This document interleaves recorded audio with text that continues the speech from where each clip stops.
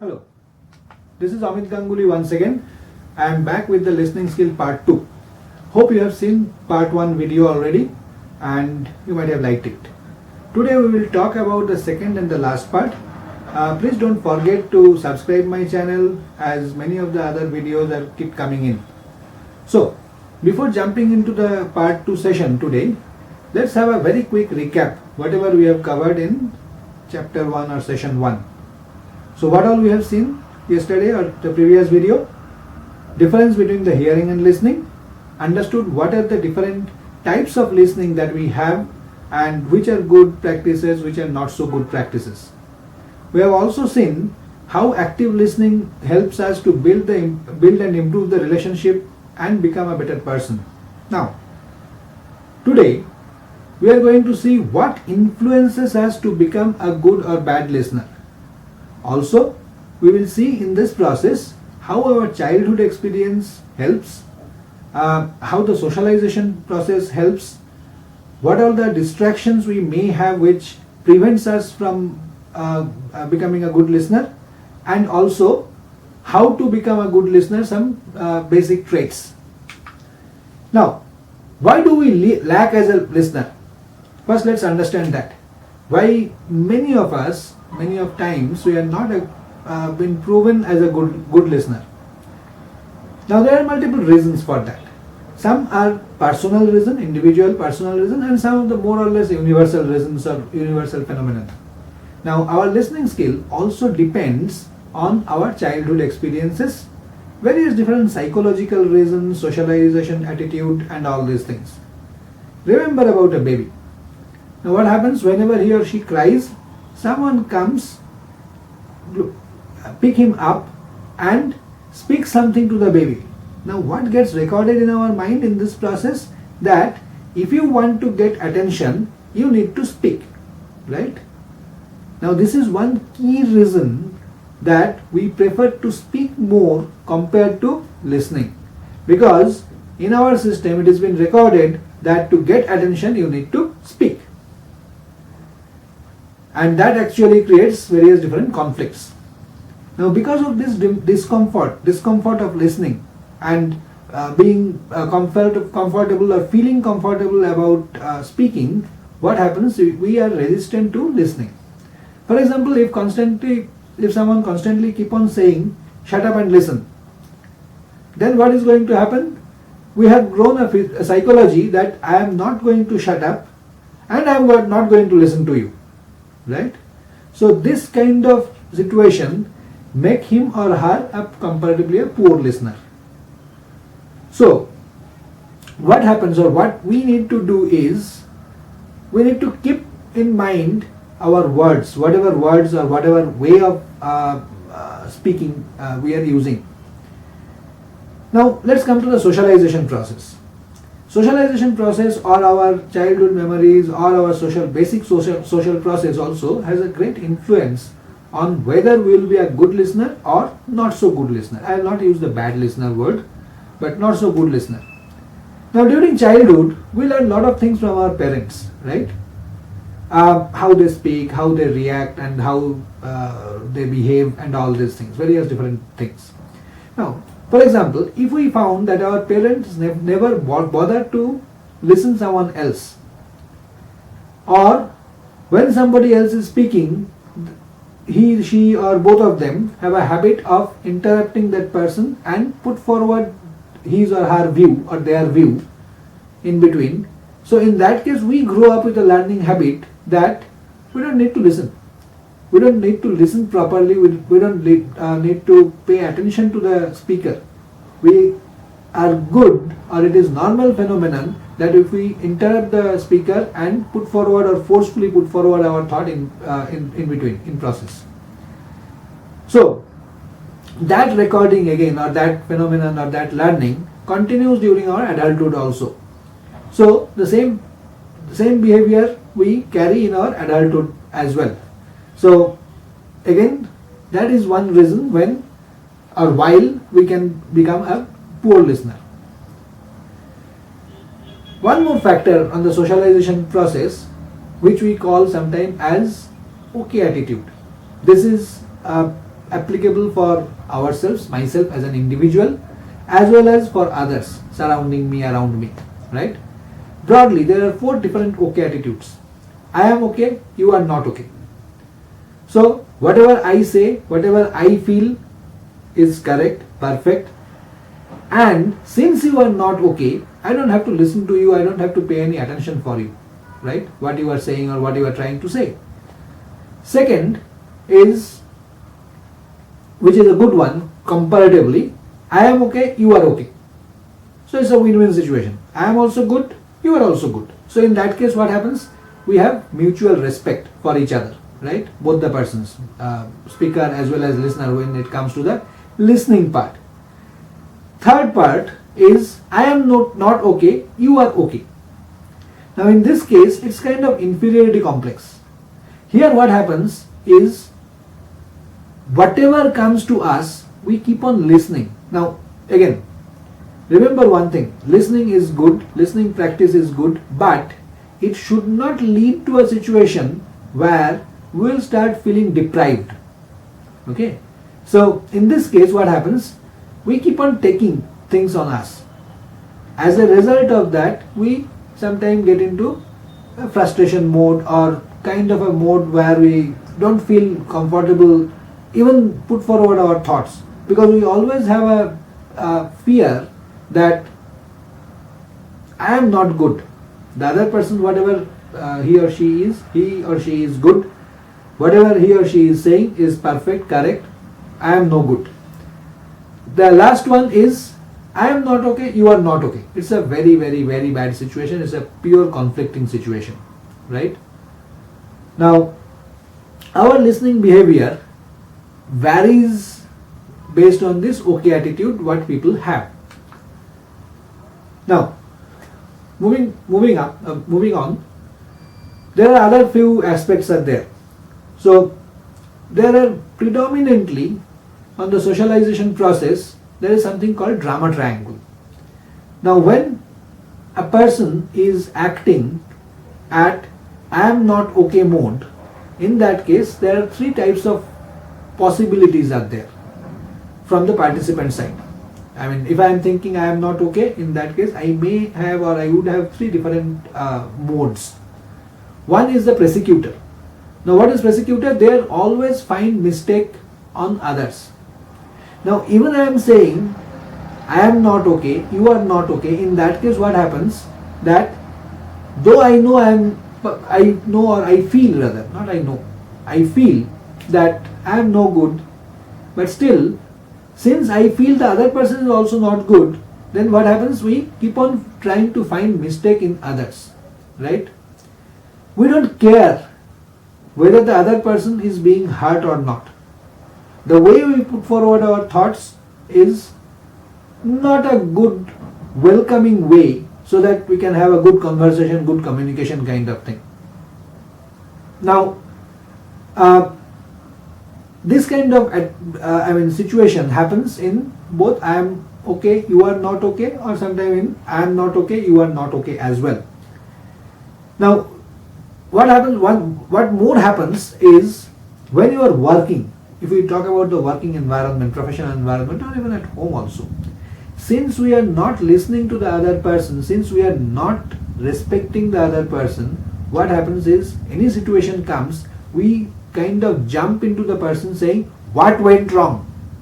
We try to figure out what went wrong, not exactly how things went wrong, what all things we can do to, whatever has happened, but what all things we can do to get the situation corrected, improve the situation, get the mistake corrected. Those kind of areas or those kind of modes, zones, we usually don't go if we are in the prosecutor mode. The next mode is rescuer. Now, rescuers are usually operates I am okay, you are not okay. Again, mostly like prosecutors. Now, in rescuer, they have a different attitude. What happens is, they are advice givers. They always tend to give advice. Now,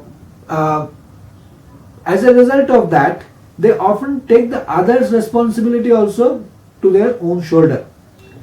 As a result, again, what happens? in workplace, in professional environment, if they are in a supervisory position, they becomes a very lousy delegators. Now, in delegation, what happens? We delegate a task and allow the person to complete the task. We coach them, right? We are supposed to coach them, not always behind them and poke our nose in every bits and pieces, and then ultimately land up in the okay. I mean, you are no good. You can't do anything. You are unable to do all these things. So let me do it by myself. Let me show you how things can be done. Once or twice it is fine, but every time if a supervisor or manager or lead keeps on doing like this, then there is a problem. Now here also what happens, that it creates a dependency relationship.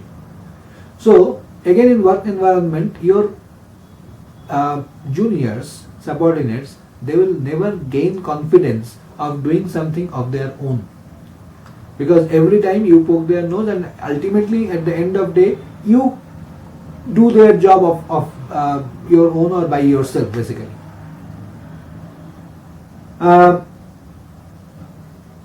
Okay, then one more thing before we get into the barriers, we need to understand the victim mode. Now in victim mode, what happens? Here we purely operate on I am not okay zone. Now I am not okay, you are okay. In that case, what happens? As I have told, we keep on start taking things on ourselves. As a result, we finally get into a situation where we get frustrated. We start feeling that everything has to be done by me. Nobody appreciate me. If I make some mistake, in that case people scold me. But if I do a good job, nobody appreciates me. So that way, people get into a victim zone kind of thing, which definitely is not good. It is not good only for the work relationship, also for the individual's performance, mental health, and then gradually physical health. Everything gets impacted, right? Now from there, we will move to the barriers. Again, a very important aspect what we need to talk about. Whenever we are having a communication, we are trying to listen something from someone, we need to ensure that as much as possible these barriers are not there. So what are the possible barriers? One is the external distraction. It's a physical barrier, preventing from physically listening anything. So again, example, noisy place. We are sitting in a noisy place and a lot of noise is there. We are actually not being able to listen. We want to listen, but we are unable to listen. Second is cultural barrier. We need to understand that also very well. Especially this happens when two people of two geographic location, two countries, might be two different continents, where the culture is completely different. There we are trying to have a communication. One person is speaking, the other person is listening. Now, what happens is, many of times, because of the cultural barrier, we might not be able to understand a lot of things. Okay? So, in those cases, what should we do? In those cases, earlier in the section 1 or first phase, basically, first video, we have seen that paraphrasing, right? So, we should paraphrase in those cases, just to ensure that whatever we understand, or I think as a listener, I think whatever I have understood, whether that is correct or not, to remove the cultural barrier. Also, cultural barrier may prevent listening in another way also. The language, it might be a language or might be an accent, that also might prevent, right? In different countries, or even within one country also, different zones, people speak in different accent. Now, if I am not familiar speaking to other people from different geographies, it might be very, very difficult for me to understand what the person is actually saying. I am sure, those who have experience of interacting with people from different geography, verbally, orally, you must definitely have faced this kind of issue or this kind of challenges. The next is speaker distraction. what happens? Here the speaker has certain habits. Might be the speaker is speaking too fast. I am unable to digest. I am unable to take that speed. I am unable to grasp whatever is being told. So that creates a barrier for active listening. Since I am unable to hear, I am unable to listen, I am unable to grasp. So what happens? I finally don't end up with the active listening mode. Next point, next barrier, responding inappropriately. Now here what happens, sometimes even after removing all the other previous those barriers, we still make mistake of responding to the other person inappropriately, which is not really welcoming way. Say for example, somebody is giving an example, right? The speaker is quoting an example. Perhaps that talks about a particular, might be a gender, in general might be a gender, or might be a race, or might be whatever it might be, ethnicity, whatever. Now, if I take that comment or that statement on myself and start thinking, this fellow is actually pointing to me saying this. So what happens? I will immediately react. And the way I will react, the way I will respond may not be really appropriate, may not be really nice. The next mistake that we commit many of times is criticism. Here, we start criticize the speaker because of whatever reason, sometimes no reason. Might be even the thought process of the speaker. We start reacting about the speaker, right? That is also not correct. Remember, one more thing is, we need to give some space for the speaker and also respect his or her thought and whatever mental process he might have, because of which he or she is saying that. Especially in workplace, and many of times at family also, when we have a little conflicting kind of situation. In those cases, this kind of situation happens very often.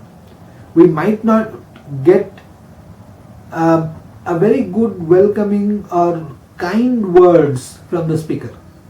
Now what happens is, if we don't give the active listening, in that case it will turn into argument, because that person is not, whatever he is saying is not really in a welcoming fashion, or not something which I would love to listen, definitely.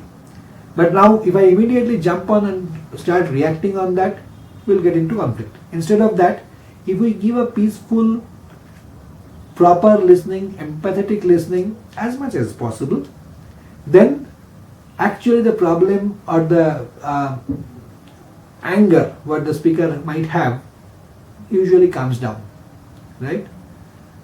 The next one is providing unsolicited advice. Many of times we do this mistake.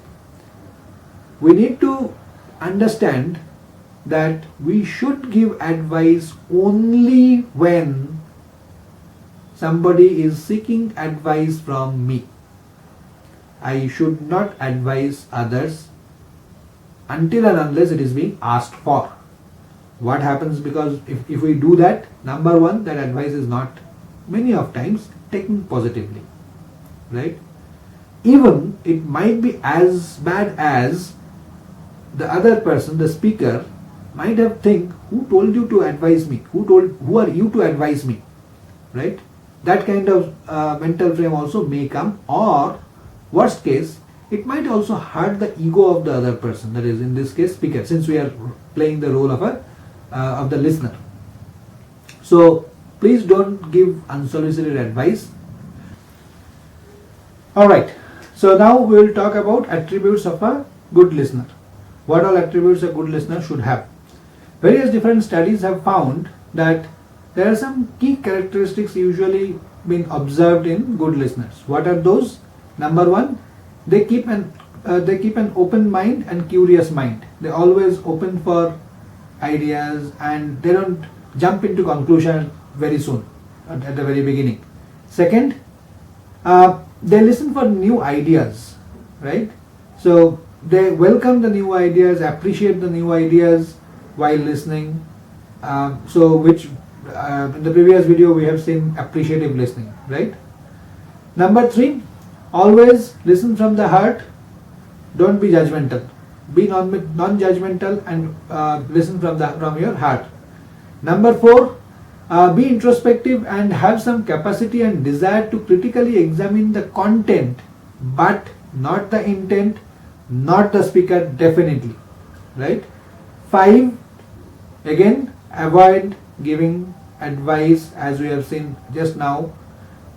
Don't give unsolicited advice until and unless it is being asked for. So that's all overall about the listening skill. I run this program almost for 7-8 hours for different corporate organizations. So if anyone needs this program, feel free to contact me. What I have tried to do here is give a synopsis or a gist of the program.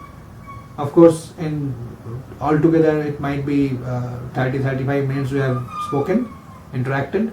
So not possible to concentrate the entire content of 7 hours into 35 minutes. I tried to give you a very brief overview, gist. But over and above, if you feel that your team, your group, your organization needs this kind of training, I will be more than happy to help you. Thank you so much. Thanks again for spending your time and listening to me, seeing me. And again, do subscribe my channel. Hit the bell icon so that you don't miss the notifications when the new video is being uploaded. Thanks again. Thanks for your time. Thank you.